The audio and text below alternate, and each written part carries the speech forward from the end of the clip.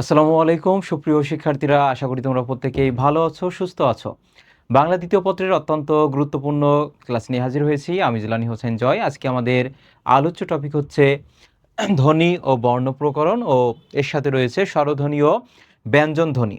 আমরা মূল বইকে প্রাধান্য দিয়ে বেসিক আলোচনা করব, এরপর হচ্ছে গুরুত্বপূর্ণ এমসিকিউ ব্যাখ্যা সহকারে সমাধান করব। তাহলে চলো আমরা মূল ক্লাসে যাই। আমরা শুরুতে আলোচনা করব আজকে পরিচ্ছেদ 5 ধ্বনি ও বর্ণ। তাহলে দেখো, প্রশ্ন আসতে পারে যে ধ্বনি ভাষার ক্ষুদ্রতম একক। তাহলে ভাষার ক্ষুদ্রতম একক কি? ধ্বনি হবে। এবং বাংলা ভাষায় কতটি মৌলিক ধ্বনি রয়েছে? 37টি। যেগুলো আমি হাইলাইট করে দিচ্ছি সেগুলো তোমরা মূল বইয়ে হাইলাইট করতে পারো বা খাতায় নোট করবে। এর বাইরে থেকে আসবে না, 30-এ 30 তোমরা কমন পেয়ে যাবে। এবং এই ধ্বনিগুলোকে দুই ভাগে ভাগ করা হয়েছে, এক হচ্ছে স্বরধ্বনি, দুই হচ্ছে কি ব্যঞ্জন ধ্বনি। এর মধ্যে সবথেকে গুরুত্বপূর্ণ, এটা পরীক্ষা আসতে পারে, আমি এখানে 3 স্টার দিয়ে রাখছি, খেয়াল করো যে মৌলিক স্বরধ্বনি হচ্ছে 7টি। মৌলিক স্বরধ্বনি কয়টি? 7টি। আর মৌলিক ব্যঞ্জন ধ্বনি কতটি? 30টি। এরপরে যে তথ্যটা তোমাদের লাগবে, যেসব ধ্বনি উচ্চারণের সময় বায়ু মুখ গহ্বরের কোথাও বাধা পায় না সেগুলোকে বলা হয় স্বরধ্বনি। আর যেগুলো বাধা পায় সেগুলো কি হবে বলো তো? ব্যঞ্জন ধ্বনি হবে। সেগুলো কি হবে? ব্যঞ্জন ধ্বনি। তাহলে এই স্লাইড থেকে যে তথ্যগুলো গুরুত্বপূর্ণ, যে ধ্বনি ভাষার হচ্ছে ক্ষুদ্রতম একক, আর বাংলা ভাষায় কতটি মৌলিক ধ্বনি রয়েছে, ব্যঞ্জন ধ্বনি, তারপরে দেখো এখানে মৌলিক ব্যঞ্জন ধ্বনি কতটি, মৌলিক স্বরধ্বনি কতটি, এই তথ্যগুলো গুরুত্বপূর্ণ। এরপরে যে অংশটুকু গুরুত্বপূর্ণ দেখো, ধ্বনির প্রতীককে বলা হয় বর্ণ, অর্থাৎ ধ্বনির প্রতীককে কি বলা হয়? বর্ণ বলা হয়।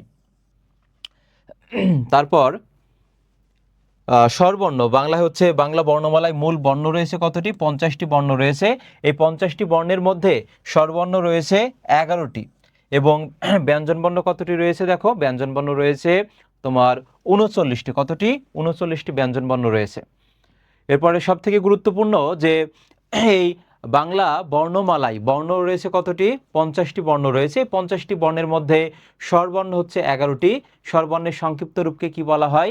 আর ব্যঞ্জন বর্ণ হচ্ছে 39টি। ব্যঞ্জন বর্ণের সংক্ষিপ্ত রূপকে কি বলা হয়? এই প্রশ্ন কিন্তু প্রতি বছরই এসে থাকে। তাহলে দেখো, স্বরবর্ণের মোট 10টি সংক্ষিপ্ত রূপ রয়েছে। কয়টি সংক্ষিপ্ত রূপ? 10টি। এগুলোর নাম কি? কার বর্ণ। যেমন আকার আছে, রস্বইকার, দীর্ঘিকার, রস্যকার, দীর্ঘকার, রিকার, এ কার, ঐকার, তারপরে দেখো ওকার, ঔকার। এই 10টি হচ্ছে কার রয়েছে। একটার কার নাই। স্বরবর্ণের সংক্ষিপ্ত রূপকে বলা হয় কার।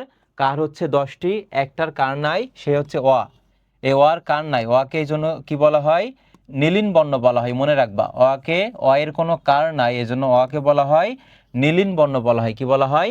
নীলিন বর্ণ বলা হয়। দেখো, এই বর্ণ থেকে যদি কোনো প্রশ্ন আসে এর বাইরে, তাহলে দেখো এখান থেকে আসতে পারে যে মানুষের মুখে যা উচ্চারণ করা হয় তা হলো ধ্বনি। অর্থাৎ মানুষের মুখে যা উচ্চারণ করা হয় তা কি বলতো? ধ্বনি। আর বর্ণ সম্পর্কে দেখো, হচ্ছে ধ্বনির লিখিত রূপ। ধ্বনির হচ্ছে লিখিত রূপকে বলা হয় বর্ণ। আর ধ্বনি নির্দেশক চিহ্নকে কি বলা হয়? বর্ণ বলা হয়। ধ্বনির প্রতীককে কি বলা হয়? বর্ণ বলা হয়। ধ্বনির সাংকেতিক চিহ্ন হচ্ছে বর্ণ, আর তার ধ্বনির দৃশ্য রূপ হচ্ছে বর্ণ। তাহলে এইখান থেকে গুরুত্বপূর্ণ যে ধ্বনির লিখিত রূপ কি, সেটা হচ্ছে কি বলতো? বর্ণ হবে।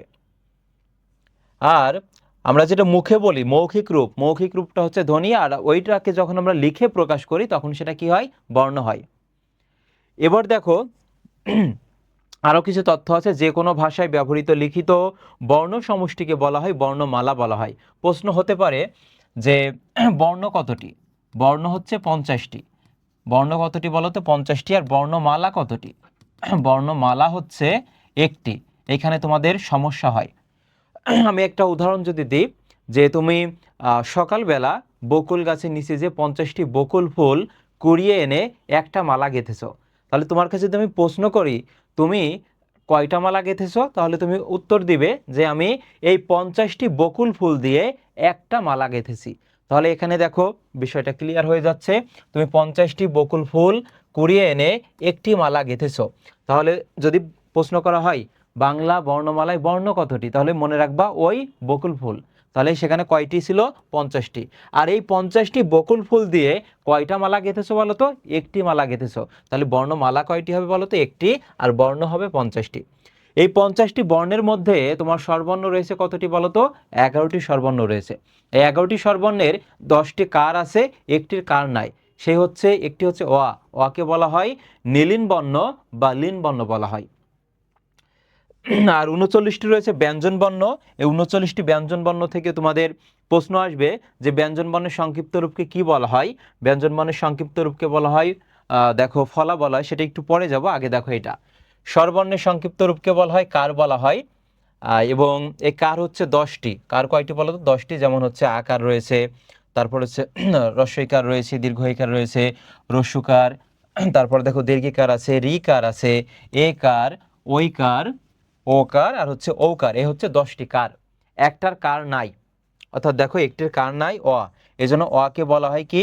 নীলিন বর্ণ বলা হয় বা লীন বর্ণ বলা হয়। প্রশ্ন আসতে পারে কোনটির কার নাই? অ এর কোনো কার নাই, এজন্য অকে বলা হয় নীলিন বর্ণ বা লীন বর্ণ বলা হয়। এবার দেখো ব্যঞ্জন বর্ণের সংক্ষিপ্ত রূপকে কি বলা হয়? ফলা বলে। খুবই গুরুত্বপূর্ণ, খুবই।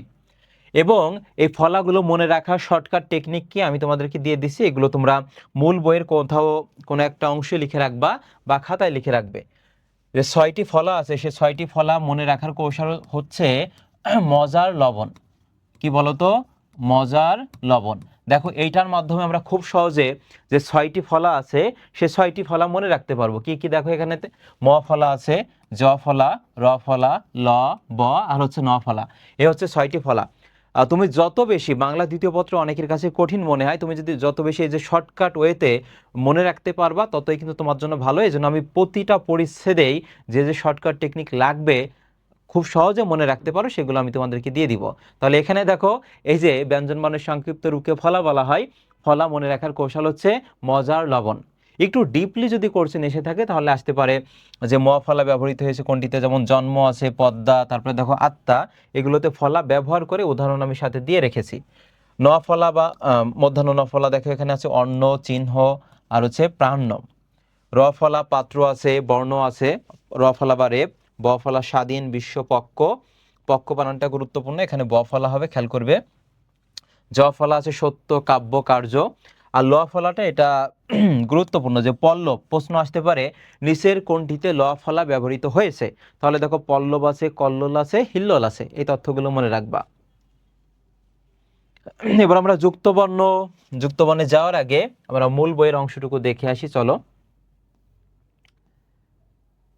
এই অংশটুকু কিন্তু আমাদের আলোচনা করা হয়েছে যে ব্যঞ্জন বর্ণের বিকল্প রূপের নাম হচ্ছে অনুবর্ণ, একটু আগে আলোচনা করলাম। এই অনুবর্ণের মধ্যে রয়েছে ফলা রয়েছে, রেফ রয়েছে এবং বর্ণ সংক্ষেপ রয়েছে। এবং ফলা কিভাবে মনে রাখবা? যে ব্যঞ্জন বর্ণের সংক্ষিপ্ত রূপকে ফলা বলা হয়। ফলা হচ্ছে 6টি, এটা মনে রাখার টেকনিকেও দিয়েছি, মজার লবণ। কিভাবে মনে রাখবা? মজার লবণ। এবার আমাদের পরবর্তী টপিক হচ্ছে যুক্ত বর্ণ। তাহলে দেখো একাধিক বর্ণ যুক্ত হয়ে যুক্ত বর্ণ তৈরি হয়। যুক্ত হওয়া বর্ণগুলোকে কখনো দেখে কখনো আমরা সহজে চিনতে পারি যে এখানে কোন কোন বর্ণ আছে, আবার অনেক সময় চেনাও যায় না। এর ভিত্তিতে যুক্ত বর্ণ হচ্ছে দুই রকম, একটা হচ্ছে স্বচ্ছ আর একটা হচ্ছে অস্বচ্ছ। স্বচ্ছ এবং অস্বচ্ছ বলতে কি বোঝানো হয়েছে দেখো। এখানে দেখো আছে ক যুক্ত ট, আমরা খুব সহজে দেখতে পাচ্ছি যে এখানে ক আর ট আছে। এরপর দেখো এখানে আছে ডয় ড, অর্থাৎ ড যুক্ত ড আছে, মধ্যে নয় টয় আছে। তারপরে দেখো এখানে আছে পয় টয় আছে, পয় তয় আছে। আমরা খুব সহজে দেখতে পাচ্ছি, দেখে বুঝতে পারছি যে এখানে কোন কোন বর্ণ আছে। তাহলে যেগুলো আমরা দেখে বুঝতে পারবো খুব সহজে সেটা স্বচ্ছ রূপ, খুব স্বাভাবিক। আর যেটা আমরা বুঝতে পারবো না সেটা অস্বচ্ছ রূপ হবে। যেমন এখানে দেখো আমি যদি ক্ষীয় লিখি তাহলে এখানে দেখা যাচ্ছে না যে কোন কোন বর্ণ আছে, কিন্তু আমরা জানি এখানে ক আর মূর্ধন্য ষ আছে। তাহলে যেগুলো বোঝা যাবে না সেটা হবে অস্বচ্ছ রূপ, খুব সিম্পল এটা। এবং এর পাশাপাশি দেখো যেগুলো পরীক্ষায় আসে যে হযুক্ত ন, তারপরে এই যে হযুক্ত ম, এই দুইটা কিন্তু বেশি গুরুত্বপূর্ণ। তাহলে এটা তারপরে দেখো এই যে ক্ষীয় আছে, ক্ষীয় যুক্ত ম আছে, যেগুলো আমি হাইলাইট করে দিয়েছি। ভাগ্য ভালো থাকলে এখান থেকে তোমরা কমন পেয়ে যাবা। তারপরে আমি মনে রাখার আরেকটা টেকনিক দিয়ে দিচ্ছি, দেখো এগুলো গুরুত্বপূর্ণ। ক্ষীয়কে ভাঙলে আমরা পাই ক যোগ মূর্ধন্য ষ।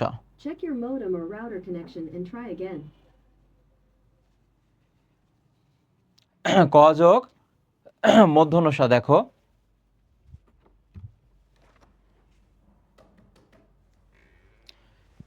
এরপরটা একটু গুরুত্বপূর্ণ, দেখো যদি এটা থাকে তাহলে এখানে কি কি আছে, ক আছে, তারপরে দেখো মূর্ধন্য ষ আছে, তারপরে আছে কি আছে বলো তো, ম আছে। ক মূর্ধন্য ষ, তারপরে হচ্ছে কি ম আছে। এরপরে দেখো যদি এটা থাকে হযুক্ত ন, আর একটা হযুক্ত নিচে যদি ন থাকে, মনে রাখবা যদি উপরে থাকে তখন সেটা হবে দন্তান্ন ন হবে, কি হবে দন্তান্ন ন। আর যদি নিচে থাকে তখন সেটা কি হবে, হযুক্ত মূর্ধন্য ন হবে, এটা মনে রাখবা। তাহলে যুক্ত বর্ণ দেখো এখানে একটা স্বচ্ছ রূপ আছে, একটা অস্বচ্ছ রূপ আছে। স্বচ্ছ রূপ মানে আমরা দেখে খুব সহজে যেটা বুঝতে পারছি, যেখানে কয় টয় আছে, এখানে বর্গীয় জ, আর কি আছে বলতো, ব আছে, তারপর এখানে মধ্যে 9 টয় আছে, তারপর এখানে 6 টয় আছে। যেটা আমরা দেখে খুব সহজে বুঝতে পারছি এটা স্বচ্ছ রূপ। আর যেটা হচ্ছে দেখো তোমার বোঝা যাবে না, সেটা হবে কি বলতো, অস্বচ্ছ রূপ। এখান থেকে কোনগুলো গুরুত্বপূর্ণ তোমাদের পরীক্ষার জন্য আসার সমূহ সম্ভাবনা রয়েছে সেগুলো আমি হাইলাইট করে দিচ্ছি, খেয়াল করো। কয় তয়, এখানে কি আছে বলো, ক যুক্ত, এবং এই দিয়ে একটা শব্দ আমি এখানে দিয়েছি যে ভক্তি। তবে ক যুক্ত কি হবে, র, যেমন ক্রন্দন মানে কান্না কি বুঝিয়েছে। তারপরে দেখো এখানে তিনটা আছে, একটা হচ্ছে ক্ষিয় আছে, তারপরে ক্ষিয়র সাথে ম, অর্থাৎ ক্ষিয় কে ভাঙলে আমরা পাই ক যোগ মূর্ধন্য ষ, আর বাকি আছে এখানে ম, সূক্ষ্ম। এইভাবে পড়লে তোমার আর কিছু লাগবে না, তুমি জাস্ট ক্লাসগুলো করো, আর নিয়মিত যেগুলো আমি নির্দেশনা দিচ্ছি যেভাবে পড়লে তুমি বা যেভাবে লিখলে তুমি সর্বোচ্চ মার্ক পাবে, অর্থাৎ সেগুলো ফলো করো, ইনশাল্লাহ সেরা কিছু পাবে। এখানে আছে দেখো বর্গীয় জ আর ইও আছে, অর্থাৎ বিজ্ঞান। এখানে আছে ইও এবং চ, অর্থাৎ অঞ্চল। যেগুলো আমি হাইলাইট করে দিয়েছি এর বাইরে আর পড়ার দরকার নাই। আর এখানে আছে ও এবং ক। তবে দেখো ইও এবং স অর্থাৎ লাঞ্ছনা, ইও, তারপর আছে বর্গীয় যা যেমন কুঞ্জ, তারপরে ইও এবং বর্গীয় যা এখানে গঞ্জনা আছে, তারপর মধ্য 9 ডয়, কাণ্ড, ঠান্ডা, লুণ্ঠন, এগুলো হতে পারে। ত আর থ এর সম্মিলিত রূপ, ত এখানে দেখো আমরা এইভাবে লিখি, এই যে এটাকে এখানে আছে ত আর থ আছে, যেমন অশ্বত। তারপরে তয় ম আছে, তারপর এখানে দেখো তয় ম আত্মীয়, অর্থাৎ এই যে এইগুলো হচ্ছে তোমরা খাতায় নোট করবে এবং বারবার পড়বে, আশা করি এর ভিতর থেকে কমন পেয়ে যাবে। আরও কয়েকটি আছে দেখো, দ যুক্ত ধ, অর্থাৎ উদ্ধার। তারপর দেখো এখানে আছে দন্ত 9 থয়, মন্থর। তারপর আছে বয় ধয়, উপলব্ধি। তারপর পড়বা এখানে মদন শয় কয়, যেমন পরিষ্কার। মদন শয় নাই, অনেকবার এসেছে, এখানে স্টার চিহ্ন দিয়ে রাখছি, যেমন তৃষ্ণা। তারপর এখান থেকে হয় না, এই নটা মনে রাখবা, হয়ের নিচে যদি থাকে তখন সেটা মধ্যাহ্ন ন হবে, আর হয়ের উপরে বা মাঝে যদি থাকে তখন সেটা কি হবে, দন্তান্ন ন হবে। আর এখানে দেখো অনেকে, এটা আমি 100% দিয়ে রাখছি, কোনো না কোনো জায়গায় তোমরা হুবহু কমন পেয়ে যাবা। এখানে অনেকে দেখে এটা ক্ষীয় বলবে, কিন্তু এটা ক্ষীয় না, এটা কি হবে বলো তো, হযুক্ত ম হবে, হযুক্ত ম। যেমন ব্রাহ্মণ। আর হয়জা ফলা এখানে আগে হ, তারপরে অন্তর্জ, এটা হবে ঐতিহ্য। অর্থাৎ এই যে স্বচ্ছ এবং অস্বচ্ছ রূপ থেকে এগুলো পড়লেই তোমরা কমন পেয়ে যাবা। এবার আমরা পরবর্তী অংশে যাব, মূল বইয়ের আমাদের যে গুরুত্বপূর্ণ এমসিকিউ রয়েছে সেগুলো আমরা একটু আলোচনা করার চেষ্টা করব। দেখো এখানে বলেছে প্রথমেই যে বাংলায় মৌলিক স্বরধ্বনি কয়টি, মৌলিক স্বরধ্বনি কয়টি। সেক্ষেত্রে দেখো এখানে আমরা মূল বইয়ে কিন্তু পড়ে এসেছি, দেখো সেখানে 7টি নাকি 10টি মৌলিক স্বরধ্বনি। এই যে মৌলিক স্বরধ্বনি কতটি, দেখো বাংলায় মৌলিক স্বরধ্বনি কতটি, খুবই গুরুত্বপূর্ণ এই প্রশ্নটি। তাহলে দেখো মূল বই থেকে কিন্তু তোমাদের প্রশ্নগুলো সেট হবে, তাহলে আমি সেইভাবে মূল বইকে প্রাধান্য দিয়ে আমি এর বাইরে যে গুরুত্বপূর্ণ অংশগুলো রয়েছে সেগুলো কিন্তু আমি সেভাবে ক্লাসটি সাজিয়েছি। তাহলে এখানে খেয়াল করো, মৌলিক স্বরধ্বনির সংখ্যা হবে কতটি, 7টি হবে। কয়টি, 7টি। কোন ধ্বনিগুলো উচ্চারণের সময়ে মুখ গহ্বরে কোথাও বাধা পায় না। তাহলে যেখানে বাধা পায় না সেটা কি হবে বলতো, স্বরধ্বনি হবে নাকি ব্যঞ্জন ধ্বনি হবে। যেখানে বাধা পায় না, যেখানে বাধা পায় না সেটা হবে কি, স্বরধ্বনি হবে, কি হবে, স্বরধ্বনি। আর যেটা বাধা পায় সেটা ব্যঞ্জন ধ্বনি। ধ্বনির প্রতীককে কি বলা হয়, ধ্বনির প্রতীককে বলা হয় বর্ণ বলা হয়, কি বলা হয়, বর্ণ বলা হয়। ধ্বনির প্রতীককে বলা হয় বর্ণ। ব্যঞ্জনের সঙ্গে কার বর্ণ বা হর্ষচিহ্ন না থাকলে কোন ধ্বনি আছে বলে ধরে নেওয়া হয়। অর্থাৎ যদি কোনো ব্যঞ্জনের সাথে কার বর্ণ বা হচ্ছে হর্ষচিহ্ন না থাকে তখন সেখানে কি আছে, অ আছে। এখানে দেখো যুক্ত বর্ণ মূর্ধন্য শয় ন হবে, কি বলতো, মূর্ধন্য স, তারপরে কি হবে, মূর্ধন্য ন হবে। স্বরবর্ণের সংক্ষিপ্ত রূপকে কি বলা হয়, কার বর্ণ বলা হয়, কি বলা হয়, কার। আর ব্যঞ্জনের সংক্ষিপ্ত রূপকে কি বলা হয়, ফলা বলা হয়। ব্যঞ্জনের বিকল্প দেখো এখানে বলেই দিয়েছে পরের প্রশ্নে যে ব্যঞ্জন বর্ণের বিকল্প রূপের নাম হচ্ছে অনুবর্ণ হবে। কি হবে? অনুবর্ণ। ব্যঞ্জনের বিকল্প রূপ হচ্ছে অনুবর্ণ। নিচের কোন জোড়টি যুক্তবর্ণের রূপভেদকে প্রকাশ করে? তাহলে যুক্তবর্ণ আমরা পড়ার সময় দেখেছি, যেগুলো আমরা খুব সহজে দেখে চিনতে পারছি সেটা স্বচ্ছ, আর যেটা বোঝা যায় না সেটা হবে অস্বচ্ছ রূপ হবে। তাহলে এখানে স্বচ্ছ আর কি হবে বলো তো? অস্বচ্ছ। কোথায় আছে? যে কয়ে, স্বচ্ছ আর অস্বচ্ছ। বাংলা কার বর্ণের সংখ্যা কতটি, অর্থাৎ কার কতটি? কার হচ্ছে দেখো তোমার 10টি। একটার কার নাই, সেটাকে নীলিন বর্ণ বা লীন বর্ণ বলা হয়। বাংলা সংখ্যা বর্ণ কয়টি? বাংলা সংখ্যা বর্ণ কয়টি? খুবই গুরুত্বপূর্ণ এটি। তাহলে দেখো বাংলা সংখ্যা বর্ণ হচ্ছে এখানে তোমার কয়টি? এই যে 10টি। আর কার বর্ণ কতটি? কার বর্ণ এখানে খেয়াল করো, কার বর্ণ হচ্ছে 10টি হবে। একটার কার নাই, সেটাকে নীলিন বা লীন বর্ণ বলা হয়। তাহলে আমরা পঞ্চম পরিচ্ছেদ পড়লাম এবং যেগুলো গুরুত্বপূর্ণ সেটাও হাইলাইট করে দিয়েছি, এবং এর পাশাপাশি যেগুলো এমসিকিউ আছে অনুশীলনী সেগুলো আমরা আলোচনা করলাম। এরপর আমরা স্বরধ্বনি আলোচনা করব। তার আগে আমরা দেখে আসি আমাদের যে এমসিকিউ গুলো রয়েছে এখানে।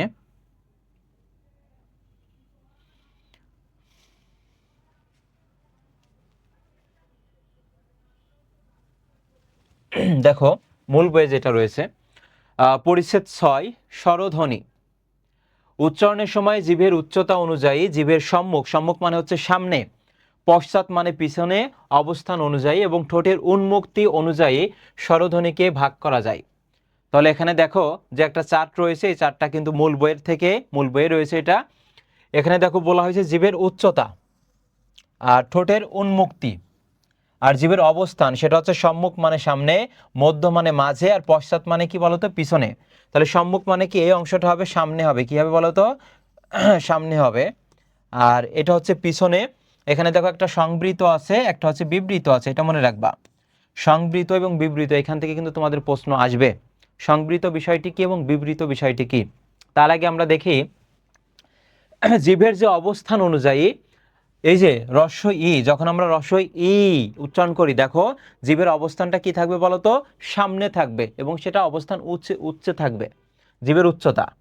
আর যখন আমরা এই যে উচ্চারণ করব, দেখো হ্রস্ব উ, কি বলবো? হ্রস্ব উ, তাহলে মুখটা কি থাকবে বলতো? একটু গোলাকৃতি থাকবে, গোল থাকবে।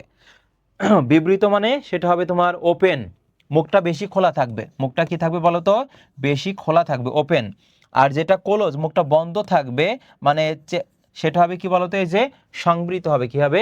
সংবৃত হবে, এটা মনে রাখবা। তাহলে এই যে রস্যই ই, যখন রস্যই ই উচ্চারণ করছো, দেখো জিভার অবস্থানটা কি? সামনে থাকছে, মানে সম্মুখ মানে সামনে। আর পশ্চাৎ রস্য ও, জিভাটা দেখো মানে পিছনের দিকে চলে যাচ্ছে অবস্থানটা, তাহলে এটা কি হবে? তোমার পশ্চাৎ হবে। এবার আরেকটা বিষয় খেয়াল করো, এখানে বলেছে সংবৃত, যেইগুলো উচ্চারণ করার সময় তোমার মুখটা একটু মানে বেশি খোলা থাকবে না। যেমন রস্যু উ, মুখটা দেখো বেশি চ্যাপ্টা হচ্ছে না, গোল থাকছে, তখন সেটা হবে সংবৃত। আর তুমি যখন উচ্চারণ করবা আ, দেখো তোমরা নিজেরা প্র্যাকটিস করবা এগুলো, আ, তাহলে দেখো মুখটা চ্যাপ্টা হয়ে যাচ্ছে, মানে বেশি খোলা হয়ে যাচ্ছে, তখন সেটা বিবৃত হবে। তাহলে মনে রাখবা সংবৃত এটা ক্লোজ, মানে বন্ধ থাকবে, মানে খুব বেশি খোলা থাকবে না। আর বিবৃত সেটা ওপেন, মানে মুখটা বেশি চ্যাপ্টা থাকবে। এরপর দেখো প্রশ্ন কেমন আসবে এখান থেকে, বলবে জিভের অবস্থান অনুযায়ী সম্মুখ উচ্চ স্বরধ্বনি কোনটি? সেটা হবে হ্রস্ব ই। আর পশ্চাৎ কি হবে? উ হবে, হ্রস্ব উ হবে। এবার উচ্চ মধ্য দেখো, সেটা হচ্ছে এ হবে জীবের, এটা সম্মুখ। আর পশ্চাতে সেটা কি হবে? ও, অর্ধ সংবৃত। এরপরে দেখো এই যে এ রয়েছে, এও কিন্তু বলো একটা কি বলতো? এই যে এখানে স্বরধ্বনির মধ্যে যাবে। আমরা অনেক সময় বলি না এর ব্যবহারটা কি? এই বন্ধু দেখ দেখ কত সুন্দর ক্লাস হচ্ছে, দেখ। এই যে কি বললাম বলতো? দেখ দেখ, ওই যে দয়ের সাথে কি হচ্ছে বলতো? এই যে দেখো দেখ দেখ, এইভাবে আমরা উচ্চারণ করে থাকি, সেই জন্য কিন্তু এই এটা এসেছে। তাহলে মনে রাখবা, সম্মুখ মানে সামনে, মধ্য মানে মাঝে, পশ্চাৎ মানে পিছনে। আর যে বর্ণগুলো উচ্চারণ করার সময় মুখটা বেশি চ্যাপ্টা হচ্ছে, তোমার ঠোঁটের অবস্থানটা, তখন সেটা কি হবে? যে বিবৃত হবে। আর যেটা বেশি গোলা চ্যাপ্টা হয় না, সেটা হবে সংবৃত হবে। এই জন্য আমি ওপেন এবং ক্লোজ লিখে রেখেছি। প্রশ্ন আসতে পারে জিভের অবস্থান অনুযায়ী সম্মুখ কোনটা, সেটা সম্মুখ উচ্চ স্বরধ্বনি, সেটা রস্বই ই হবে। আর মধ্য নিম্ন সেটা কি হবে বলতো, আ হবে। কি হবে, আ হবে। এখান থেকে কিভাবে প্রশ্ন আসতে পারে বা এসেছে সেটা আমরা একটু পরে আলোচনা করব।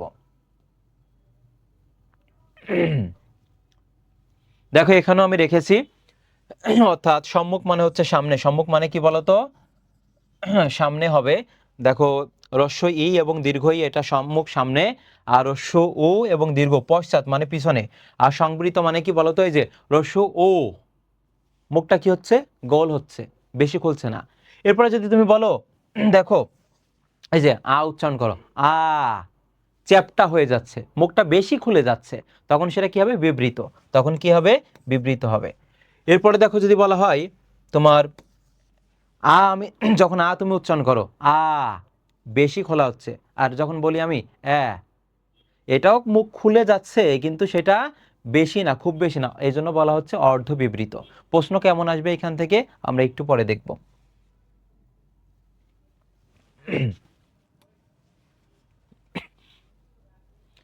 এর আগে আরেকটা তথ্য জেনে নাও, সেটা হচ্ছে অনুনাসিক স্বরধ্বনি। অনুনাসিক অর্থাৎ মৌলিক স্বরধ্বনিগুলো উচ্চারণের সময় বায়ু অর্থাৎ বাতাস শুধু মুখ দিয়ে বেরিয়ে আসে, এ সময় কোমল তালু স্বাভাবিক অবস্থায় থাকে। কিন্তু ধ্বনিগুলো উচ্চারণের সময় কোমল তালু কিছুটা অর্থাৎ খানিকটা নিচু নেমে গেলে বায়ু দেখো নাক দিয়েও বের হয়, ফলে ধ্বনিগুলো অনুনাসিক হয়ে যায়। অর্থাৎ বায়ু তোমার ধ্বনিগুলো উচ্চারণের সময় বায়ু যখন নাক দিয়ে বের হয়ে যাবে তখন সেটা অনুনাসিক হয়ে যায়। এবং স্বরধ্বনির এই অনুনাসিকতা বোঝাতে বাংলায় স্বরবর্ণের উপর দেখো চন্দ্রবিন্দু ব্যবহৃত হয়। তাহলে এখানে খেয়াল করো যে মৌলিক স্বরধ্বনি কয়টি বা মৌলিক স্বরধ্বনি কোনগুলো, এই যে রস্য ই আছে, এ আছে, এ আছে, আ, অ, ও, আর হচ্ছে রস্য উ। আর অনুনাসিক দেখো এখানে এই যে অনুনাসিক স্বরবর্ণের উপরে কি ব্যবহৃত হয়, চন্দ্রবিন্দু ব্যবহৃত হয়, এটা মনে রাখবে। এরপরে আছে দেখো অর্ধ স্বরধ্বনি। অর্ধ স্বরধ্বনি কয়টি, এটাই কিন্তু পরীক্ষায় আসে, খুবই খুবই গুরুত্বপূর্ণ। বাংলা ভাষায় অর্ধ স্বরধ্বনি হচ্ছে 4টি, এটা আমি 100% দিয়ে রাখছি, খুবই গুরুত্বপূর্ণ, পরীক্ষায় কমন পাবে। দেখো যেসব স্বরধ্বনি পুরোপুরি উচ্চারিত না হয়ে, যেসব স্বরধ্বনি পুরোপুরি উচ্চারিত না হয় না, সম্পূর্ণ উচ্চারণ হয় না, সেগুলোকে বলা হয় অর্ধ স্বরধ্বনি। তোমাদের সাধারণত সংখ্যা থেকে প্রশ্ন আসবে না, কিন্তু বলবে যে বাংলা ভাষায় অর্ধ স্বরধ্বনির সংখ্যা কয়টি, কি হবে, 4টি হবে। যেমন চাই শব্দে 2টি স্বরধ্বনি আছে, একটা হচ্ছে আ, একটা হচ্ছে রস্বই। এখানে আ হলো পূর্ণ স্বরধ্বনি আর রস্বই হলো কি বলতো, অর্ধ স্বরধ্বনি। লাউ বিগত বছরে এসেছে এটি। লাউ শব্দটিতে কয়টি দেখো স্বরধ্বনি আছে, 2টি, লাউয়ে।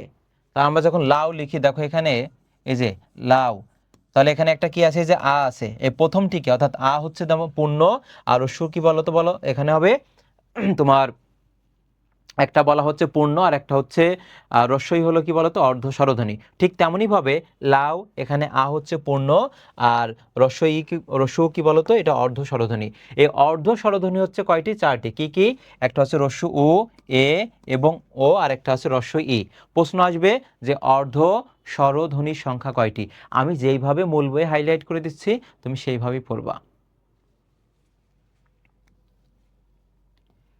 এরপরে দেখা হচ্ছে দ্বি স্বরধ্বনি, খুবই খুবই গুরুত্বপূর্ণ। দ্বি স্বর কয়টি, দ্বি স্বর, এই দ্বি মানে কি বলতো, দুই, দ্বি মানে হচ্ছে দুই। তাহলে দ্বি স্বর কয়টি, খেয়াল করো, পূর্ণ স্বরধ্বনি ও অর্ধ স্বরধ্বনি একত্রে উচ্চারিত হলে তাকে দ্বি স্বরধ্বনি বলা হয়। যেমন লাউ শব্দে, লাউ শব্দে এখানে দেখো আকার আছে, তাহলে আটা হচ্ছে পূর্ণ স্বরধ্বনি, আর পরেরটা আছে কি বলতো, রস্য ও, এটা হচ্ছে তোমার অর্ধ স্বরধ্বনি। এই দুইটা মিলেই তোমার দ্বি স্বরধ্বনি, অর্থাৎ দ্বি বলা হয়, দ্বি মানে হচ্ছে দুই। যেমন এখানে আছে দেখো আই, অর্থাৎ এখানে আ আছে আর একটা হচ্ছে রস্য ই আছে, তাহলে প্রথমটা হচ্ছে পূর্ণ, পরেরটা হচ্ছে কি বলতো, তোমার অর্ধ হবে, কি হবে, অর্ধ। এই দ্বি স্বরধ্বনি খেয়াল করো, একটা হচ্ছে ওই আছে আর একটা হচ্ছে ও। এই ওইকে ভাঙলে আমরা কি পাই বলতো, ও আর রস্য ই পাই। আর ও এটা হচ্ছে দ্বিস্বর, এটাকে ভাঙলে পাই ও আর রস্য পাই। খেয়াল করো দ্বি কেন বলা হয়েছে, দুইটা বর্ণের মিলিতই হচ্ছে এই যে ওই, তারপর ও এবং রস্যকে এই দুইটার মিলিত হচ্ছে কি ও। তাহলে দুইটা যেহেতু মিলিত হয়ে একটা বর্ণ হচ্ছে, এই জন্য এটাকে বলা হচ্ছে দ্বি স্বরধ্বনি। আর দ্বি মানে হচ্ছে দুই, দ্বি মানে কি, দুই। বলা হয়েছে বাংলা বর্ণমালায় 2টি দ্বিস্বর ধ্বনির জন্য আলাদা আলাদা বর্ণ নির্ধারিত হয়েছে, যেটা একটু আগেই বললাম, একটা হচ্ছে ওই, একটা হচ্ছে ও। এটাকে জাস্ট প্রশ্ন আসবে যে দ্বিস্বর ধ্বনি কতটি, সেক্ষেত্রে দুইটি হবে, একটা ওই, একটা হচ্ছে ও।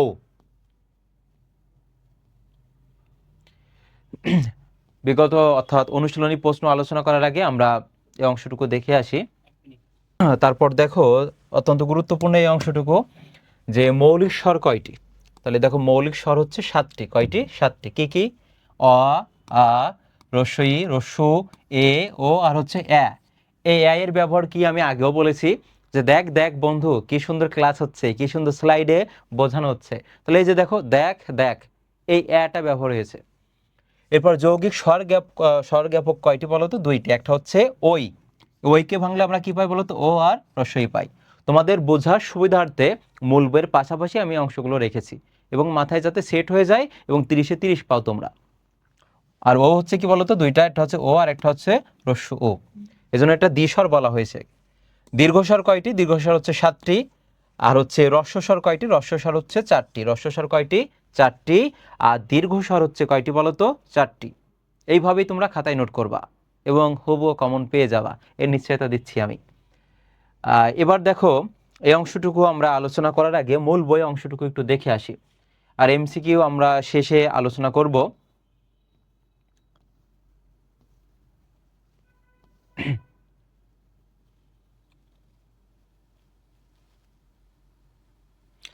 তারপর আচ্ছা, এমসিকিউ আমরা শেষে একবার আলোচনা করব সবগুলো। এই যে ব্যঞ্জন ধ্বনি, আমরা স্বরধ্বনিটা শেষ করলাম, পরিচ্ছেদ 7 হচ্ছে ব্যঞ্জন ধ্বনি। এই অংশটুকু খেয়াল করো যে উচ্চারণের স্থান ও প্রকৃতি এবং ধ্বনির কম্পন ও বায়ু প্রভাব বিবেচনায় ব্যঞ্জন ধ্বনিকে অত্যন্ত দেখো 4 ধরনে ভাগ করা হয়েছে। কি কি?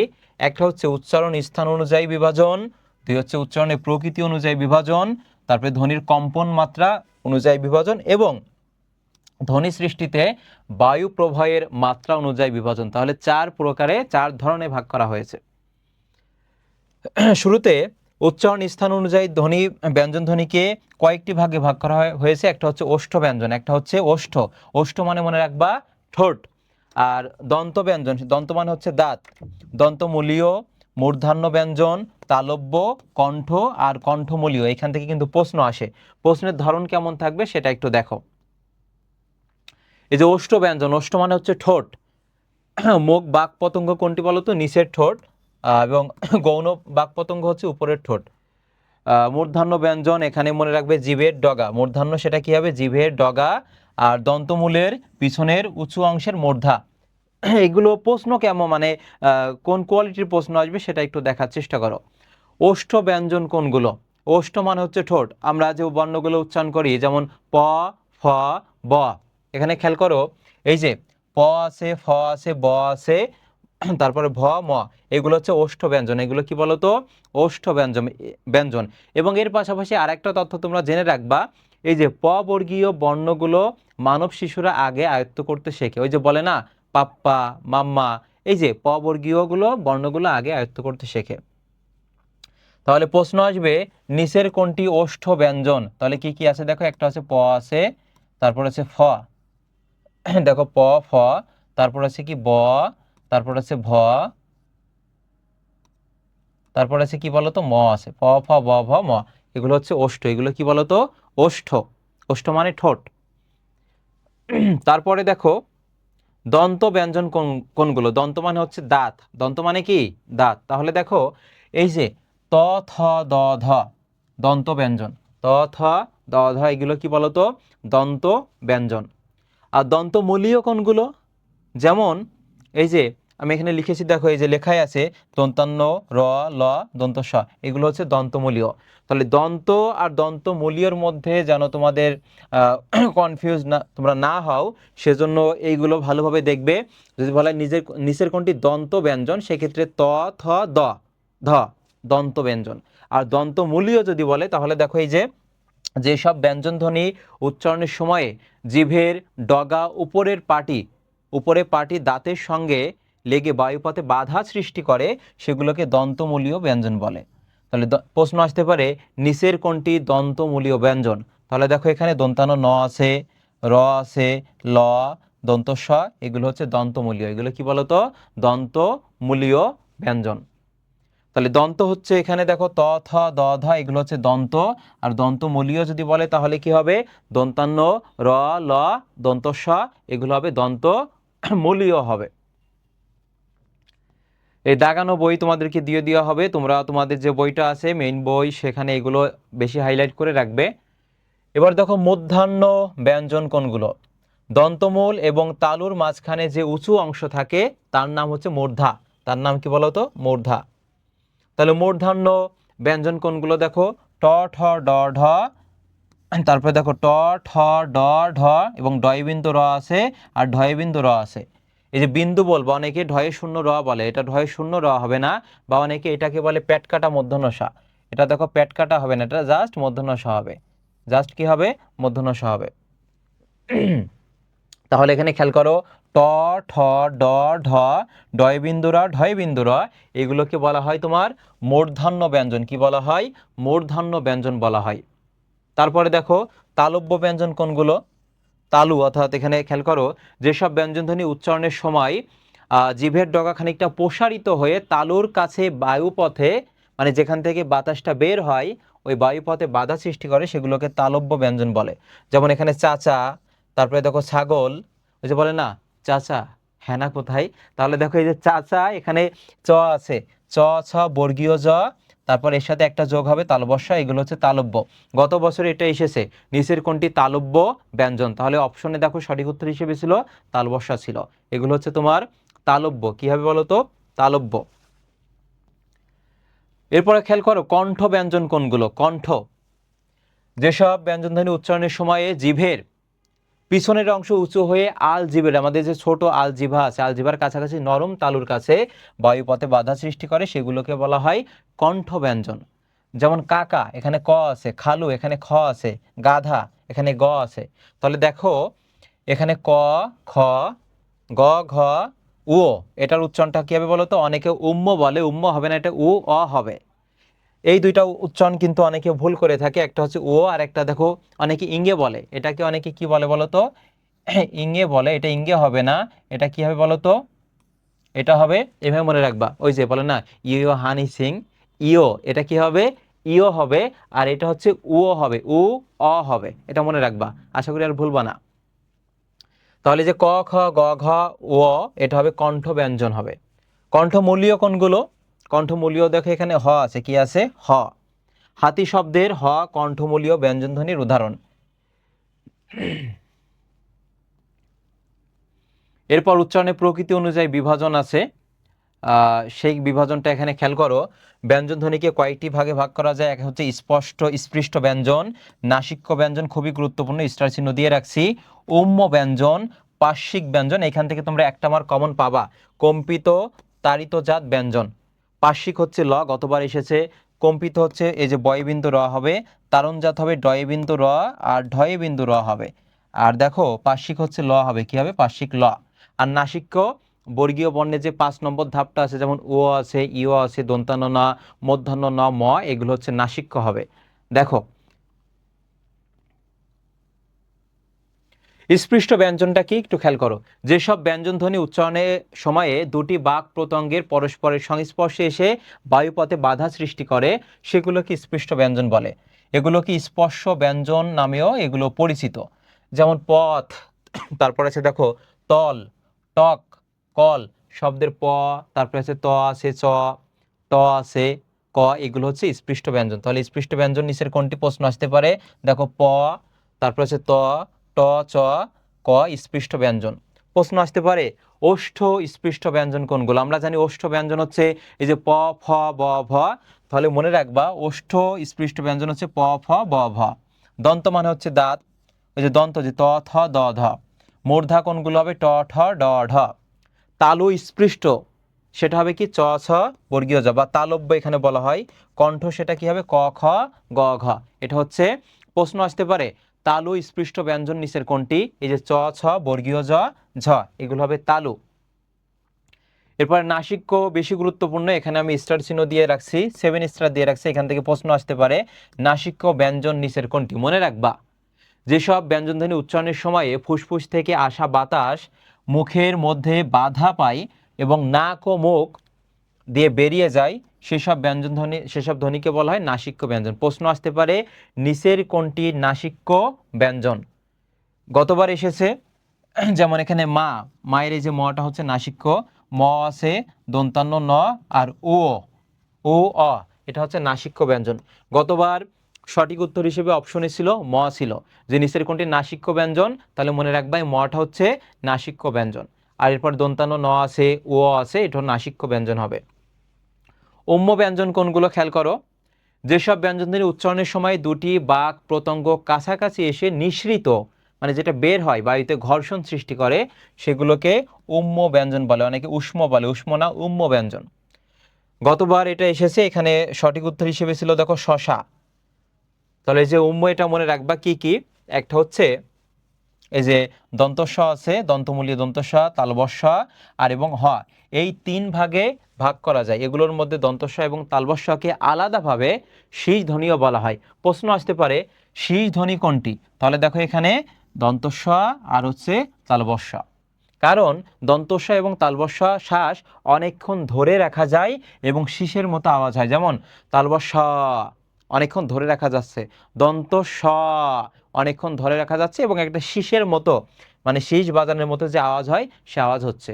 তাহলে মনে রাখবা এখানে যে নিচের কোনটি উম্ম ব্যঞ্জন, তারপর হচ্ছে এই যে তালবস্য, দন্তস্ব, এই তিন ভাগে এটাকে ভাগ করা যায়। প্রশ্ন আসতে পারে পার্শ্বিক ব্যঞ্জন নিচের কোনটি? পার্শ্বিক, পার্শ্বিক ব্যঞ্জনটা কি? যেসব ব্যঞ্জনধ্বনি উচ্চারণের সময়ে জিভের ডগা দন্তমূল স্পর্শ করে এবং ফুসফুস থেকে আসা বাতাস জিভের দুই পাশ দিয়ে বের হয়ে যায়। এই যে জিভার যে দুই পাশ আছে, এই দুই পাশ দিয়ে বের হয়ে যায়, তখন সেটা কি হবে? পার্শ্বিক ব্যঞ্জন। যেমন লকে বলা হয় পার্শ্বিক, ল কি বলা হয় বলো তো? পার্শ্বিক ব্যঞ্জন। প্রশ্ন আসতে পারে নিচের কোনটি পার্শ্বিক ব্যঞ্জন ধ্বনি? তাহলে দেখো সেটা কি হবে? ল হবে। কি হবে? ল। কম্পিত, যেগুলো কম্পন সৃষ্টি করে, বায়ুপথে বাধা সৃষ্টি করে এবং দেখো আঘাত করে, দন্তমূলকে আঘাত করে, সেটা হবে কম্পিত। যেমন কর, এখানে করের এই যে বয়বিন্দু র আছে সেটা হবে তোমার কম্পিত। তারপরে ভার আছে হার, অর্থাৎ মনে রাখবা এই রকে, এই যে বয়বিন্দু র যেটা আছে সেটাকে বলা হয় কম্পিত ব্যঞ্জন, সেটাকে কি বলা হয়? কম্পিত ব্যঞ্জন বলা হয়। আর লকে বলা হয় পার্শ্বিক ব্যঞ্জন, লকে কি বলা হয়? পার্শ্বিক ব্যঞ্জন বলা হয়। তাড়িত ব্যঞ্জন কোনগুলো? যে ধ্বনি উচ্চারণের সময় জিভের সামনের অংশ দন্তমূলের একটু উপরে, অর্থাৎ মূর্ধায় টোকা দেওয়ার মতো একবার ছুঁয়ে যায়। যেমন ডয়ে, দেখো ডয়ে বিন্দু র, টোকা দিয়ে ছুঁয়ে যাচ্ছে। ঢয়ে বিন্দু র, মানে জিভের যে অবস্থানটা, ঢয়ে বিন্দু র, সেগুলোকে বলা হয় তাড়িত ব্যঞ্জন বলা হয়। প্রশ্ন আসতে পারে নিচের কোনটি তাড়িত ব্যঞ্জন? খুবই গুরুত্বপূর্ণ, এখানে 7 স্টার দিয়ে রাখছি। তাহলে দুইটা, একটা হচ্ছে ডয়ে বিন্দু র আর একটা ঢয়ে বিন্দু রা। তোমরা শূন্য পড়বা না, যে ঢয়ে শূন্য রা এভাবে পড়বা না। যেমন বাড়ি এবং দেখো মুড়ো, এগুলো হচ্ছে তোমার তাড়িত ব্যঞ্জন। কি হবে বলো তো? তাড়িত ব্যঞ্জন।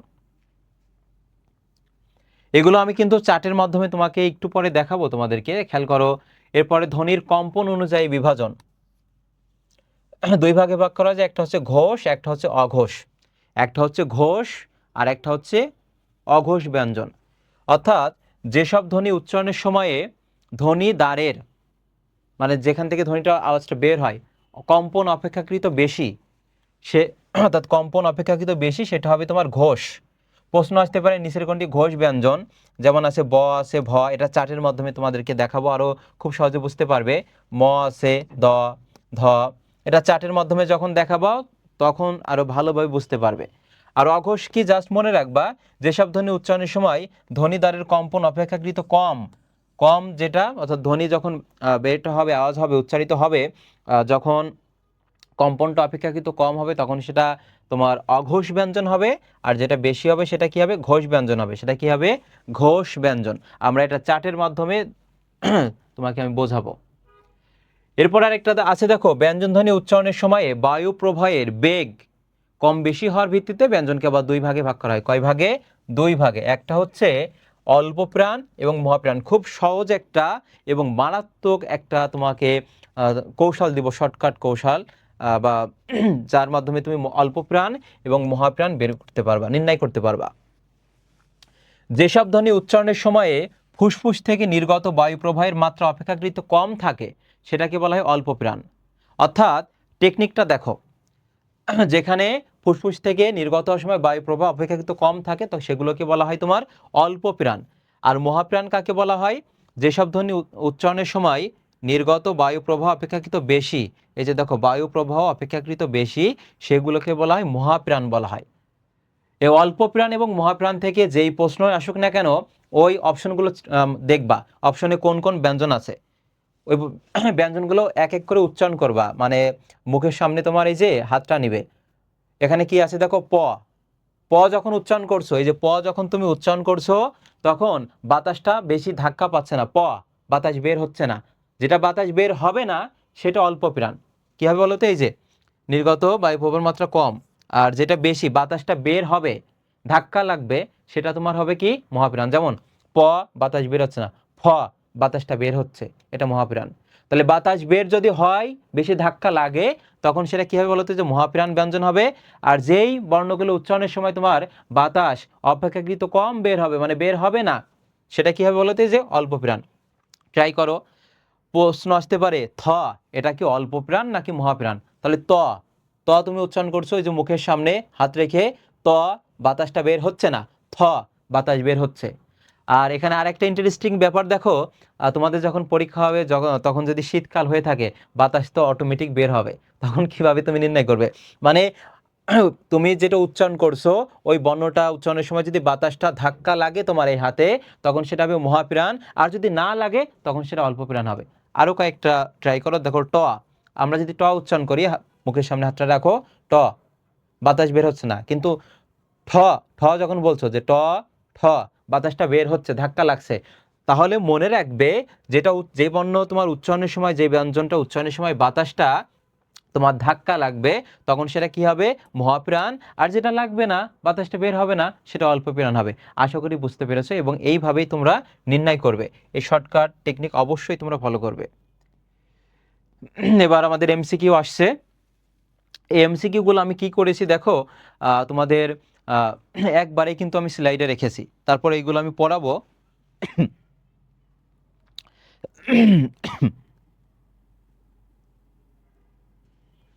দেখো, প্রথমটা বলেছে বাক প্রত্যঙ্গের ঠিক যে জায়গায় বাতাস বাধা পেয়ে ব্যঞ্জনধ্বনির সৃষ্টি হয়, সেই জায়গাটির নাম কি? সেই জায়গাটির নাম হচ্ছে তোমার এই যে দেখো, উচ্চারণ কি হবে বলো তো? স্থান হবে। উচ্চারণ কি হবে? স্থান হবে। উচ্চারণ স্থান।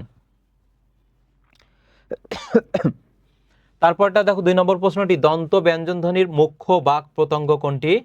তাহলে এটা কি হবে বলতো? যে জিভের ডগা আছে। কি বলতো? জিভের ডগা। জিভের ডগা। কোন ব্যঞ্জনধ্বনি উচ্চারণের সময় জিভের ডগা উপরের পাটির দাঁতের গোড়ার সঙ্গে লেগে বায়ুপথে বাধা সৃষ্টি করে? খুবই গুরুত্বপূর্ণ প্রশ্ন এটা, দেখো। তাহলে সঠিক উত্তর এখানে ওষ্ঠ। ওষ্ঠ মানে তো ঠোঁট, দন্ত মানে দাঁত, এটা হবে দন্তমূলীয় ব্যঞ্জন। কি হবে? দন্তমূলীয় ব্যঞ্জন।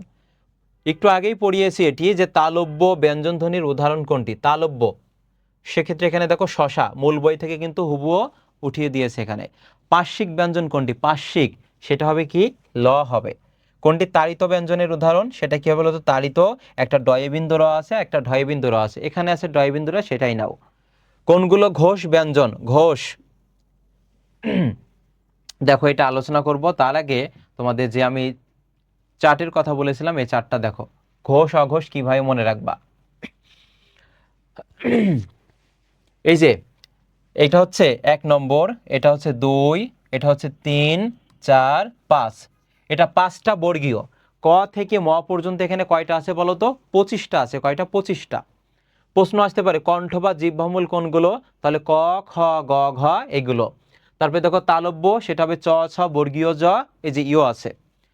মূর্ধা কোনগুলো? ট, ঠ, ড, ঢ মূর্ধান্য, দন্ত হচ্ছে ত, থ, দ, ধ দন্তান্ন, ওষ্ঠ হচ্ছে প, ফ, ব, ভ। মানব শিশুরা এই যে প বর্গীয় বর্ণগুলো আগে আয়ত্ত করতে শিখেছে, বলে পপ্পা, মাম্মা এগুলো। এবার দেখো নাসিক্য কোনগুলো? এই যে 5 নম্বর ধাপে যেটা আছে না, 5 নম্বর ধাপে সেটাকে বলা হয় নাসিক্য বলা হয়। কি বলা হয় বলো তো? নাসিক্য বলা হয়, নাসিক্য, এটা মনে রাখবে। এই যে ও আছে, ইও আছে, তারপরে মধ্যাহ্ন, ন, দন্তান্ন, ম, এগুলো হচ্ছে নাসিক্য। আর 1 এবং 2-এ যেটা বললাম, এই যেইভাবে আমি এখানে চার্ট করেছি, তোমরা এইভাবে চার্ট করবে আর কি খাতায়। এইচডব্লিউ করে অবশ্যই আমাকে মেনশন করে জমা দিবে। গ্রুপে পোস্ট করবে, তোমাদের ভুল ত্রুটি থাকলে আমি সেখানে কমেন্ট করে দিব। যেটা 1 এবং 2 সেটা হবে অঘোষ হবে, কি হবে? অঘোষ। আর এই যে 3, 4, 5 সেটা কি হবে বলো তো? ঘোষ হবে। 3, 4, 5 সেটা কি হবে? ঘোষ হবে। প্রশ্ন আসতে পারে, এখানে একটা শর্টকাট টেকনিক আমি দিচ্ছি, দেখো। দই তৈরি করে কারা? দই তৈরি করে কারা? দই তৈরি করে হচ্ছে ঘোষেরা। কারা বলো তো? ঘোষ। তাহলে মনে রাখবে, দয়ের উপরে যে বর্ণগুলো আছে, অর্থাৎ এই যে দয়ের উপরে যেগুলো আছে, দয়ের পাশে যেগুলো আছে, দয়ের নিচে, সেগুলো সব কী হবে বলো তো? ঘোষ হবে। আর দয়ের সামনে, অর্থাৎ এই যে ক, চ, ট, ত, প, খ, ছ, ঠ, থ, প, এইগুলো হবে তোমার অঘোষ হবে। তাহলে যে বর্গীয়, 5টা বর্গীয় লিখেছি দেখো, 1, 2, 3, 4, 5। এই প্রথম 2টাকে বলা হয় অঘোষ, আর পরের 3টা, 3, 4, 5-এ যেগুলো রয়েছে সেগুলো হবে কি বলতো? ঘোষ হবে। প্রশ্ন আসবে নিচের কোনটি ঘোষ ব্যঞ্জন, নিচের কোনটি অঘোষ ব্যঞ্জন। এবার দেখো আরেক ক্যাটাগরি প্রশ্ন আসবে এখান থেকে, যে বলবে নিচের কোনটি অল্প প্রাণ আর নিচের কোনটি মহাপ্রাণ। তাহলে অল্প প্রাণ কিভাবে নির্ণয় করবো আমি বলেছি, বুঝিয়েছি। এই বর্ণটা নিবে যে ক, এটা অল্প প্রাণ নাকি মহাপ্রাণ, আমরা একটু দেখি। ক, বাতাসটা বের হচ্ছে না, তাহলে এটা কি হবে বলতো? অল্প প্রাণ। খ, বাতাসটা এই যে এখানে বাধা পাচ্ছে তোমার হাতে, তাহলে যেটা বাতাসটা বের হবে, বাধা পাবে মানে ধাক্কা লাগবে, তখন সেটা মহাপ্রাণ হবে। আর যেটা বাতাসটা বের হবে না, অপেক্ষাকৃত কম, সেটা হবে অল্প প্রাণ। কোনগুলো গুরুত্বপূর্ণ দেখো, এই যে ট, এটা অল্প প্রাণ। ঠ কি হবে বলতো? মহাপ্রাণ। তারপরে দেখো থ, এটাও মহাপ্রাণ। এখানে খেয়াল করো, প, প উচ্চারণ করো, প, বাতাস বের হচ্ছে না, অল্প প্রাণ। ফ, বাতাস বের হচ্ছে, এটা কি হবে? মহাপ্রাণ। এইভাবে নির্ণয় করবা, এবং এই চারটা তোমাদের জন্য খুবই গুরুত্বপূর্ণ। এই চারটা এইভাবে তোমরা নোট করে রাখবে। আমরা মূল বইয়ের থেকে এমসিকিউ আলোচনা করছিলাম, আর ওই এমসিকিউগুলো আবার এইখানেই রেখেছি, এটা আমরা ধাপে ধাপে আলোচনা করব। শুরুতে দেখো, বাংলায় মৌলিক স্বরধ্বনি কয়টি? সেক্ষেত্রে সঠিক উত্তর কী হবে বলতো? এই যে 7টি। কয়টি? মৌলিক স্বরধ্বনি হচ্ছে 7টি। পরের প্রশ্নটি দেখো, এগুলো অলরেডি আমরা আলোচনা করেছি, আবার আলোচনা করছি। কোন ধ্বনিগুলো উচ্চারণের সময়ে মুখ গহ্বরের কথা বাধা পায় না? তাহলে সেটা কি হবে? যে স্বরধ্বনি, এগুলো উচ্চারণের সময় মুখ গহ্বরের কোথাও বাধা পায় না। পরের প্রশ্নটি, ধ্বনির প্রতীককে কি বলা হয়? শব্দ, বাক্য, বর্ণ নাকি ভাষা? সঠিক উত্তর কি হবে বলতো? বর্ণ। আমরা কিন্তু অলরেডি এগুলো আলোচনা করেছি, আবার যাতে একবার তোমাদের রিভিশন হয়ে যায় সেজন্য আবার আলোচনা করছি আর কি এমসিকিউগুলো। ব্যঞ্জনের সঙ্গে কার বর্ণ বা হস চিহ্ন, হস চিহ্ন কোনটা বলতো? এই যে ক, কর নিচেই যে আমরা একটা চিহ্ন দিয়েছি, এটা হচ্ছে হস চিহ্ন। যদি কার বর্ণ বা হস চিহ্ন না থাকে, সেক্ষেত্রে কোন ধ্বনি আছে বলে ধরে নেওয়া হয়? সেটা হবে অ ধরে নেওয়া হয়। কি বলতো? অ হবে। পরেরটা, মূর্ধন্য ষ নাই, যুক্তবর্ণ বিস্তারিতভাবে কোনগুলো গুরুত্বপূর্ণ সেগুলো আমি হাইলাইট করে দিয়েছি, সেগুলো তোমরা খাতায় নোট করবে। এখানে সঠিক উত্তর দেখো, মূর্ধন্য ষ নয় হবে, মূর্ধন্য ষ হবে, আর কি হবে? মূর্ধন্য ন হবে। স্বরবর্ণের সংক্ষিপ্ত রূপকে কি বলা হয়? স্বরবর্ণের সংক্ষিপ্ত রূপকে বলা হয় কার। কার আছে 10টি। কার কয়টি বলতো? 10টির কার আছে, একটির কার নাই, সে হচ্ছে অ। অ কে বলা হয় নীলিন বর্ণ বলা হয়, বা লিন বর্ণ বলা হয়, এর কোনো কার নাই। ব্যঞ্জন বর্ণের বিকল্প রূপের নাম কি? তাহলে ব্যঞ্জন বর্ণের বিকল্প রূপের নাম হচ্ছে দেখো অনুবর্ণ। ব্যঞ্জন বর্ণের সংক্ষিপ্ত রূপকে কি বলা হয় বলতো? ফলা বলা হয়। কি বলা হয়? ফলা। ফলা হচ্ছে 6টি। ফলা কয়টি বলতো? 6টি। শর্টকাট টেকনিক হচ্ছে দেখো, এই যে মজার লবণ, মজার লবণ। কি কি দেখো এখানে আছে? ম ফলা আছে, জ ফলা, র ফলা, ল, ব আর ন ফলা। এ হচ্ছে 6টি ফলা।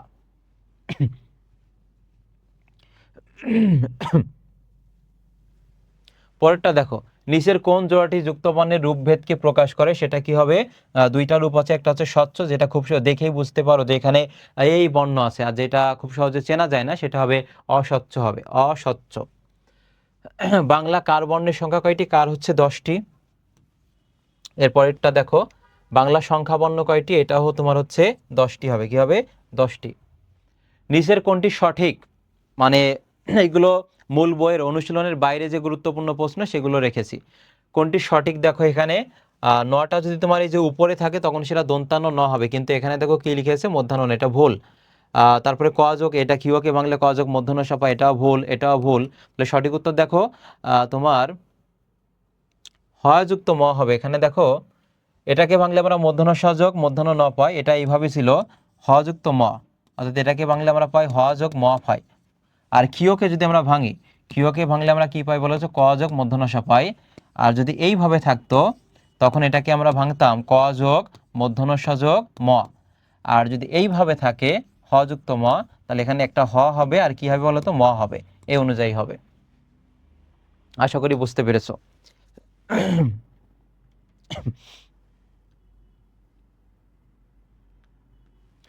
পরেরটা দেখো, স্বরবর্ণের মোট কয়টি সংক্ষিপ্ত রূপ আছে? কয়টি সংক্ষিপ্ত রূপ? সেক্ষেত্রে কি হবে, এই যে তোমার হচ্ছে 10টি। পরের প্রশ্নটি, নিচের কোন যুক্ত বর্ণটি অস্বচ্ছ? তাহলে এখানে দেখো আমরা খুব সহজে দেখতেই পাচ্ছি প যোগ ত আছে, বর্গীয় জ আছে, বয় দ আছে, যেগুলো দেখে আমরা খুব সহজে বুঝতে পারি এখানে কোন কোন বর্ণ আছে সেটা স্বচ্ছ। আর যেটা বোঝা যায় না, যেমন ক্ষীয়, এখানে কোন কোন বর্ণ আছে আমরা দেখতে পাচ্ছি না, এই জন্য এটা কি হবে অস্বচ্ছ হবে। এবং ক্ষীয়কে ভাঙলে আমরা পাই ক যোগ মূর্ধন্য ষ পাই, ক যোগ কি পাই মূর্ধন্য ষ পাই। ধ্বনি নির্দেশক চিহ্নকে কি বলা হয়? দেখো কতবার এসেছে, খুবই গুরুত্বপূর্ণ, এখানে আমি 100% দিয়ে রাখছি। তাহলে ধ্বনি নির্দেশক চিহ্নকে কি বলা হয়? বর্ণ বলা হয়। কি বলা হয়? বর্ণ বলা হয়। ধ্বনি নির্দেশক চিহ্নকে কি বলা হয়? বর্ণ বলা হয়, বর্ণ। ধ্বনি নির্দেশক চিহ্নকে কি বলা হয়? বর্ণ বলা হয়। পরের প্রশ্নটি দেখো, শীতের সঞ্চয় চাই, সঞ্চয় এখানে যুক্ত বর্ণ আছে, সঞ্চয় শব্দে যুক্ত বর্ণ কি কি? তাহলে এখানে কি হবে দেখো, ইও এবং কি আছে চ আছে, ইও এবং চ, ইও এবং কি হবে চ হবে। পরের প্রশ্ন, উচ্চারণের সময় জিভের কোন অবস্থানের কারণে স্বরধ্বনি ভাগ করা হয়? কোন অবস্থানের কারণে? উচ্চতার জন্য, হ্যাঁ এটা ঠিক আছে, সম্মুখ পশ্চাৎ, তাহলে সঠিক উত্তর কি হবে? সবগুলোই সঠিক, সবগুলোই সঠিক হবে, সঠিক উত্তর হবে সবগুলোই সঠিক।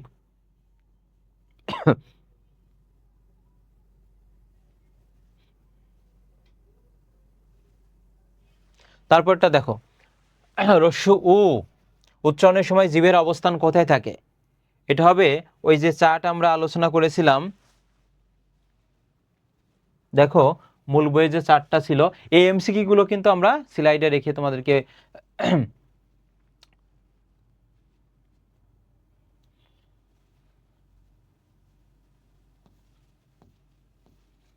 আমাদের পরিচ্ছেদে ছিল, সেটা চার্টে যেগুলো আমি আলোচনা করলাম যে জিভের অবস্থান অনুযায়ী যেগুলো দাগিয়ে দিয়েছি, দেখো এই যে হাইলাইট করে দিয়েছি, এগুলোই তোমরা তোমাদের যে মূল বই আছে সেটা দাগিয়ে রাখবে, এর বাইরে থেকে একটা এমসিকিউ পড়ার দরকার নেই, এর ভিতর থেকে কমন পেয়ে যাবা। এই যে দেখো এই চারটা, অর্থাৎ প্রশ্নটা কি ছিল? প্রশ্নটা ছিল যে জিভের যে রস্যু ও উচ্চারণের সময় জিভের অবস্থান কোথায়? জিভের অবস্থান কোথায়? খেয়াল করো কোথায় ছিল রস্যু ও, সেটা হচ্ছে দেখো এই যে উচ্চ এবং পশ্চাৎ, কি হবে বলো তো? উচ্চ এবং পশ্চাৎ কোথায় আছে দেখো, উচ্চ এবং পশ্চাৎ। তাহলে ওই চারটা সামনে রাখবে, তারপর তুমি ইজিলি সবগুলো উত্তর করতে পারবে। উচ্চ এবং কি হবে পশ্চাৎ হবে, পশ্চাৎ। পরের প্রশ্নটি দেখো, আ উচ্চারণের সময় ঠোঁটের উন্মুক্তি কেমন? আ যখন আমরা উচ্চারণ করব তখন ঠোঁটের উন্মুক্তি কেমন? তাহলে আ দেখে নাও, এই যে আ, আয়ের সমান ঠোঁটের উন্মুক্তি হবে কি বলতো? বিবৃত, অর্থাৎ এই চারটা সামনে রাখবা। আ যখন আমরা উচ্চারণ করব তখন ঠোঁটের আহ, উন্মুক্তিটা কি হবে? বিবৃত, মানে এই যে আমি এখানে লিখেছি ওপেন, আ দেখো চ্যাপ্টা হচ্ছে, আর এই যে বিবৃত মানে কি ওপেন, মানে মুখটা বেশি খোলা দেখাবে।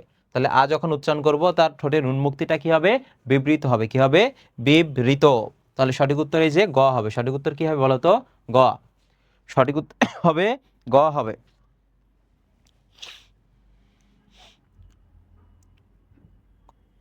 পরের প্রশ্নটা দেখো, জীবের সম্মুখ বা পশ্চাৎ অবস্থান অনুযায়ী স্বরধ্বনি কত প্রকার?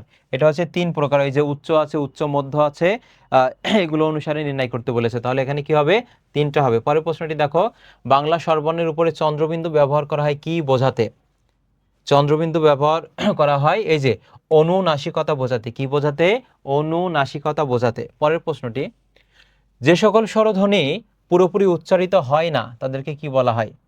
যেগুলো পুরোপুরি উচ্চারিত হয় না সেগুলোকে বলা হয় তোমার এই যে অর্ধস্বর বলা হয়। কি বলা হয় বলো তো? অর্ধস্বর, যেগুলো পুরোপুরি উচ্চারিত হয় না। আর যেগুলো হয় সেটা দেখো পূর্ণ হবে। পূর্ণ স্বরধ্বনি ও অর্ধ স্বরধ্বনি একত্রে মিলে কি হয়? দ্বি-স্বরধ্বনি। দ্বি-স্বরধ্বনি আছে দুইটা, একটা হচ্ছে ওই, একটা হচ্ছে কি বলতো ও। তাহলে যে পূর্ণ স্বরধ্বনি এবং অর্ধ মিলে কি হবে? দ্বি-স্বরধ্বনি হবে। লাউ, লাউ শব্দের মধ্যে কোন কোন স্বরধ্বনি আছে? তাহলে দেখো এখানে আমরা পাচ্ছি, একটা আছে আকার পাচ্ছি, একটা হচ্ছে রস্যু উ পাচ্ছি। তাহলে কোনটা হবে? এই যে আকার হবে এবং রস্যু উ হবে। সঠিক উত্তর হচ্ছে ঘ।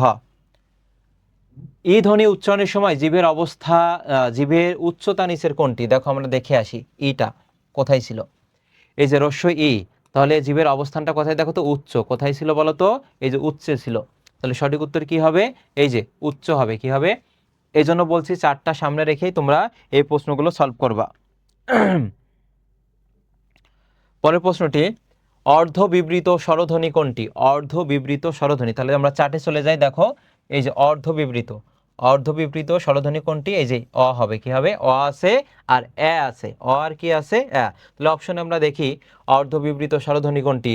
অ আর এ। তাহলে এখানে এ নেই, শুধু অ আছে, তাহলে উত্তর হবে অই হবে। অর্ধ বিবৃত অ আর এ। বাংলা ভাষায় অর্ধ স্বরধ্বনি কয়টি? দেখো কতটা গুরুত্বপূর্ণ, এখানে আমি 100% দিয়ে রাখছি, কোনো না কোনো কলেজে বা বোর্ড পরীক্ষায় হুবহু কমন পেয়ে যাবা যে বাংলা ভাষায় অর্ধ স্বরধ্বনি কয়টি। খুবই গুরুত্বপূর্ণ। বাংলা অর্ধ স্বরধ্বনি কয়টি? 2, 4, 6, 7, 8 কোনটা হবে? তাহলে দেখেছো অর্ধ স্বরধ্বনি, এটা হবে 4টি হবে। কয়টি? 4টি হবে। আমি কিন্তু চার্টে এটা দিয়েছিলাম। দ্বি স্বরধ্বনির প্রতীক কয়টি বা বাংলা বর্ণমালায় যৌগিক স্বর জ্ঞাপক বর্ণ কয়টি? খুবই খুবই গুরুত্বপূর্ণ এটা। দেখো এটা আমি 100% দিয়ে রাখবো, হুবহু কমন পেয়ে যাবা। এটা হচ্ছে দুইটা, একটা হচ্ছে ওই, একটা হচ্ছে ও। ওইকে ভাঙলে আমরা পাই ও যোগ রস্য ই পাই, আর ওকে ভাঙলে আমরা পাই ও যোগ রস্য উ পাই। বাক প্রত্যঙ্গের ঠিক যে জায়গায় বাতাস বাধা পেয়ে ব্যঞ্জনধ্বনি সৃষ্টি হয় সেই জায়গাটিকে কি বলা হয়? উচ্চারণ স্থান বলা হয় নাকি উচ্চারণের প্রকৃতি বলা হয়? তাহলে সঠিক উত্তর দেখো এখানে কি হবে? উচ্চারণ স্থান বলা হয়। কি বলা হয়? উচ্চারণ স্থান। সঠিক উত্তর হচ্ছে ক। সঠিক উত্তর হবে ক হবে। পরের প্রশ্নটি, দন্ত ব্যঞ্জনধ্বনির মুখ্য বাক প্রত্যঙ্গ কোনটি? মানে দন্ত মানে দাঁত, এই যে মুখ্য মানে প্রধান যে বাকশন, এখানে বাক প্রত্যঙ্গ হবে।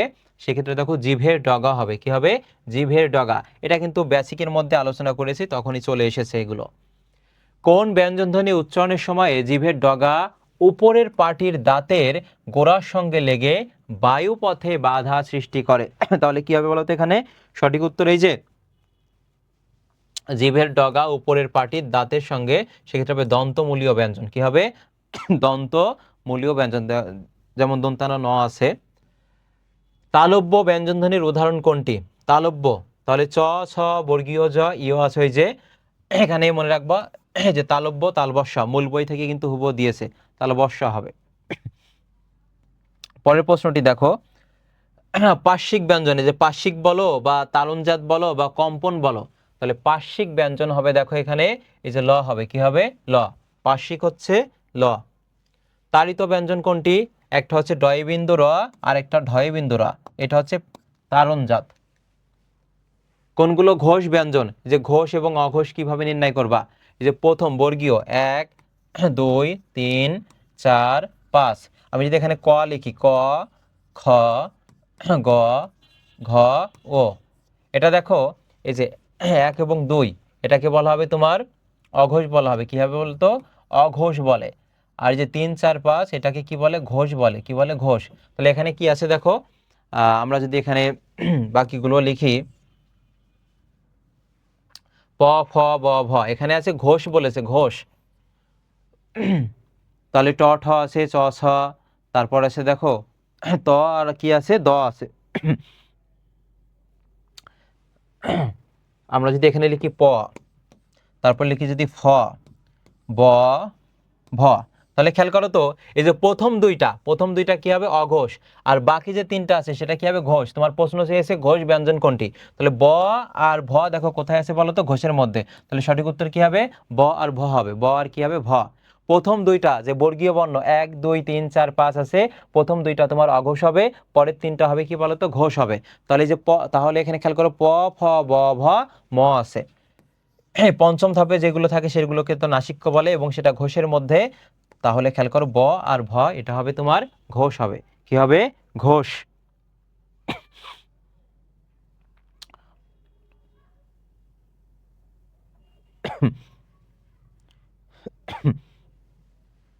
তারপরে দেখো, ফুসফুস থেকে নির্গত বায়ু প্রবাহ কম থাকলে সেগুলোকে কি বলা হয় বলো তো? যদি উচ্চারণের সময় বাতাস প্রবাহটা কম থাকে তখন সেটাকে অল্প প্রাণ বলে। কি বলে? অল্প প্রাণ। আর যদি বেশি থাকে তখন সেটাকে মহাপ্রাণ বলে। কম্পিত ব্যঞ্জনের উপস্থিতি আছে কোন শব্দে? তাহলে তোমাকে জানতে হবে কম্পনজাত ব্যঞ্জন কোনটি। সেটা হচ্ছে এই যে বয়বিন্দু র। তাহলে দেখো তো এই রটা কোথায় আছে? এই যে চানাচুরে আছে র। তাহলে এটা কি হবে বলো তো? কম্পিত ব্যঞ্জন হবে। এইভাবে তোমাকে প্রতিটা প্রয়োজনে ক্লাস 2 বার করে দেখবা, তাহলে তোমার মাথায় সেট হয়ে যাবে।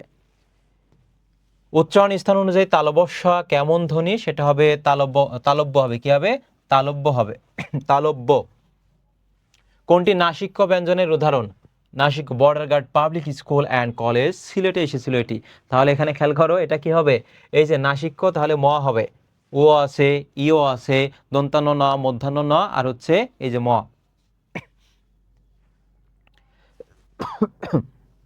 এরপরে কোনগুলো কণ্ঠধ্বনি? এটা দেখো দুইটা বোর্ডে এসেছে। কণ্ঠ সেক্ষেত্রে হবে ক, খ, গ, ঘ, ও হবে। এটা কণ্ঠ। তারপরে চ, ছ বর্গীয় জ, এটা তালু, তালব্য, ট, ঠ, ড, ঢ মধ্যাহ্ন মূর্ধা, ত, থ, দ, ধ দন্ত ন, এটা হচ্ছে দন্ত। আর কণ্ঠ হবে ক, খ, গ, ঘ, উ। ওষ্ঠ কোনগুলো বলো তো? ওষ্ঠ মানে ঠোঁট, এটা হবে প, ফ, ব, ভ, ম। কি হবে? গ হবে। প, ফ, ব, ভ, ম। কম্পনজাত ধ্বনি কোনটি? কম্পনজাত কম্পন সৃষ্টি করে, সেক্ষেত্রে যে বয়বিন্দু র হবে। বয়বিন্দু র। প্রত্যেকটা প্রশ্ন গুরুত্বপূর্ণ যেগুলো এখানে রেখেছি।